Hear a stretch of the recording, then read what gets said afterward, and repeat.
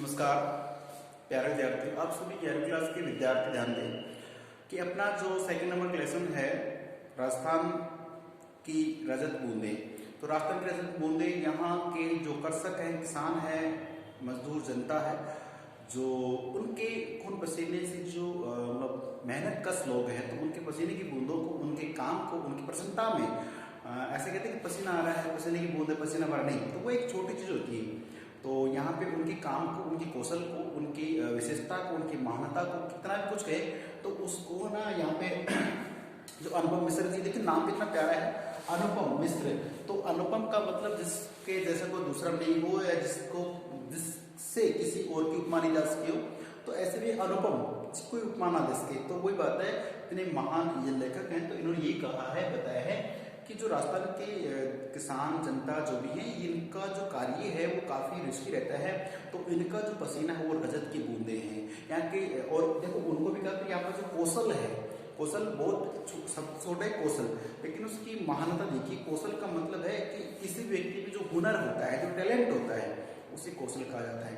आप देखिए कि गाँव में, शहरों में किस किस प्रकार से व्यक्ति ना कितनी तकनीकी घर पे ही किसी भी जुगाड़ से कहो, एक ऐसे सिस्टम से ना, और अपने कैसे कैसे कारनामे कर लेते हैं। तो अपनी मेहनत के लिए अपने कम पैसे में किस प्रकार का सिस्टम करते हैं, कौशल होता है। तो आज जो चीजें हम मतलब सब तकनीक से यूज करते हैं ना, बटन दबाए फैन चालो, ये पानी चालो, और गर्म पानी करने का, ठंडा पानी करने का, जो भी चीजें ये सब पहले अपनी तकनीक से लव करते थे, है कि नहीं है। तो कहने का मतलब राजस्थान की जो जनता है उसकी विशेषता में, उनके मान सम्मान में जो पाठ यहाँ पे दिया गए हैं वो राजस्थान के बूंदे। तो पढ़ने जा रहे हैं कि जो हमने लास्ट में पढ़ा है कि जो मिट्टी है, तो मिट्टी कौन सी बात करें, पश्चिमी राजस्थान की बात करें तो राजस्थान की बात करें, देखिए जो बलुई मिट्टी थी ना ऊपर, कौन सी बलुई मिट्टी, बालू मिट्टी होती है, उसके कारण आप देखिए, मैं एक प्रश्न आपसे पूछता हूँ 11वीं क्लास के तमाम बच्चों से, जितने भी प्रकार की अपनी मिट्टियां उसके अपने 10th में एसएसटी में पढ़ी होंगी, ज्योग्राफी में ज्योग्राफी में दे रखा है कि जैसे मान लो लाल मिट्टी, काली मिट्टी, बालू मिट्टी, है ना, दोमट मिट्टी, जलोढ़ मिट्टी, इस प्रकार से पढ़ी होगी। तो मैं आपसे प्रश्न करना चाहता हूँ कि ऐसी कौन सी मिट्टी है जिसके कण सबसे मोटे होते हैं, सबसे बड़े होते हैं। तो आप लोग सोचेंगे तो एक उत्तर अगर मान पता चले तो अजीब सी एक वो होती है, आप पता करके बताइए कौन सी मिट्टी होती है जिसके कण जो होते हैं ना, साइंस के हिसाब से वो कण किस मिट्टी के मोटे होते हैं। चलिए ये आपके प्रश्न है, मिलेंगे फिर आपसे आंसर देंगे, आप नहीं दे पाए तो मैं बताऊंगा आपको। तो देखिए जब बरसात होती है तो मिट्टी के जो कण होते हैं ना, ये जब थोड़ी बरसात होती है तो ऊपर उठते हैं मिट्टी, लेकिन जैसे ज्यादा बारिश होती है तो मिट्टी के जो कण होते हैं ना, ये बहकर मिट्टी के साथ में चले जाते हैं कई बार। और एक अच्छी बात बता दो आपको मैं, लगभग अपन जैसे मान लो कोई ना कोई कहीं ना कहीं किसान का ही हम वर्चस्व कर रहे हैं, उसका प्रतिनिधि कर रहे हैं, मतलब किसान का बेटे बेटी हम हैं।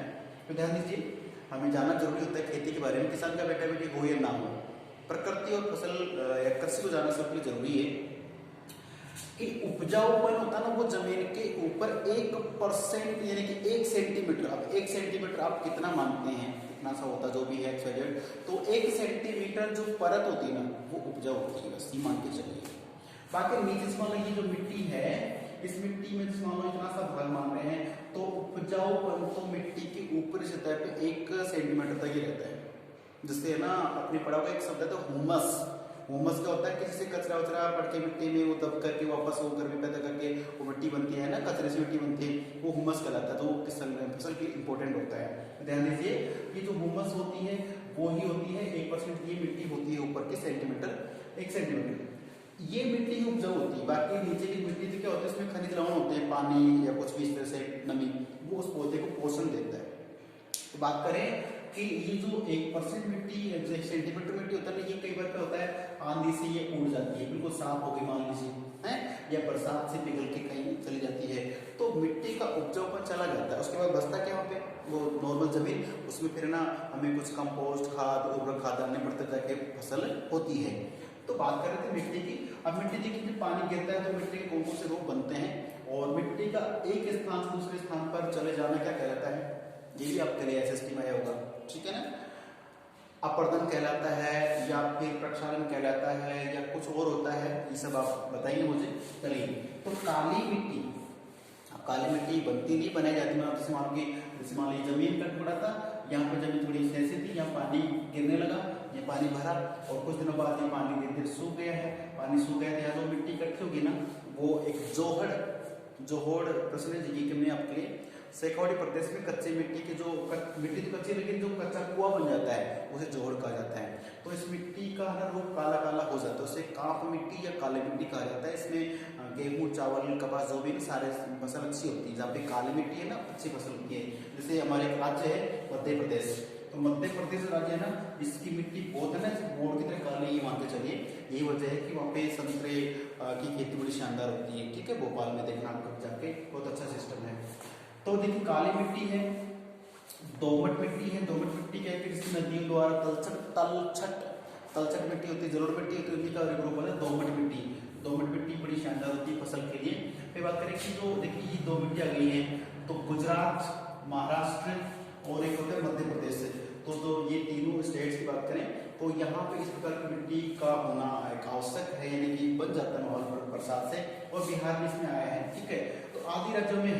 अब बात करें कि धरती पर क्या होता है कि जब बरसात होती है ना, तो पानी गिरता बहुत अच्छा। उसके बाद क्या होता है कि धरती जैसे पानी, ये धरती थी, पानी गिरा, पानी करके चला, उसके बाद क्या होता है, ये ऐसे दरारें पड़ जाती हैं। ठीक है ना, ऐसे क्या हो गई, ये दरारें पड़ती है धरती पे। दरारें पड़ेंगे तो पहले तो नॉर्मल बरसात, तो उसके बाद उसको धीरे धीरे इनमें गैप आ जाता है, बड़ी हो जाती है ना। तो दरारें पड़ने से इनके अंदर से क्या जाएगी, धूप जाएगी, गर्मी जाएगी, तो अंदर का जो पानी था, जो नमी थी, वो क्या हो जाएगी, सूख जाएगी। क्या हो जाएगी, सूख जाएगी। सूखने से हमारी फसल को आने वाले समय पर नुकसान होता है। ठीक है, तो ये बातें इस पार्ट में हम पढ़ रहे हैं।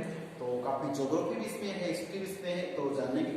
तो प्यारे विद्यार्थियों, आप सभी ध्यान दें कि ये जो हमारा पाठ राजस्थान के रजत बूंदे किसान मजदूर को लेकर एक बहुत उनकी महानता, उनके किसान में पाठ है, तो इसे प्लीज एक बार रीड कीजिएगा। रीड करने से आपको इस पाठ की जो निष्कर्ष है वो समझ आएगा। मैं आपको शॉर्ट रूप में आपको बता रहा हूँ। ठीक है, तो फिर आगे का जो है वीडियो में देखेंगे नेक्स्ट क्लास में। तब तक के लिए नमस्कार, धन्यवाद।